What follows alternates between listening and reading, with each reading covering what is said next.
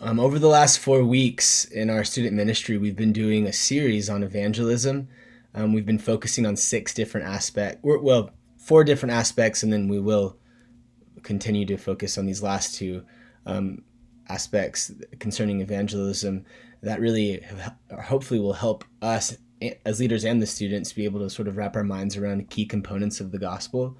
So far we've talked about the character, nature of God. He's perfect, holy, kind of referencing the Trinity, which obviously the Athanasian Creed references and talks about a lot. We talked about the sinfulness of man, so perfection of God, sinfulness of man, the sufficiency of Christ, and we talked about why he had to die, why he had to be fully God and fully man, and what it means to say that he's our mediator, as 1 Timothy 2:5 says that there's one God and there is one mediator between God and man. He is the Christ, Jesus, and so he mediates for us because he's fully God, and only God could take on the full wrath of God and then come out on the other side clean, come out on the other side victorious, and but only a man can pay the punishment of sin. And so he's fully God, he's fully man. He's the most human who's ever been a human. I've heard that said before. And he is fully God. He's not 50%. He's 100% God, 100% man, the 200% God man. And so, but again, focusing on these different aspects of the gospel, also talking about techniques and tactics for how to share our faith, and then sharing with your friends.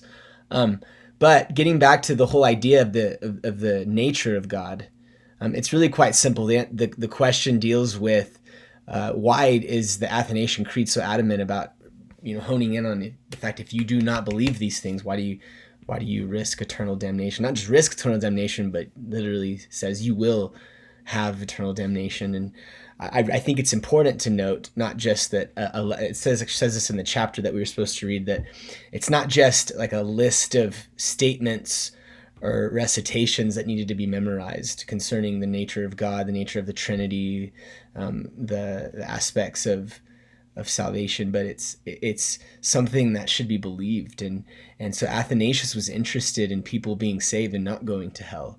But a problem that we deal with today also is, well, how could a loving God or how could a just God allow people to suffer eternally just by not believing these things? And it's worth saying, how could imperfect people be with a perfect God? And it's by believing these things. And so it was important that he say these things specifically and very clearly, so that people that were reading this and declaring this will understand what they know, why they believe it, and know that this is the reason why I'm saved.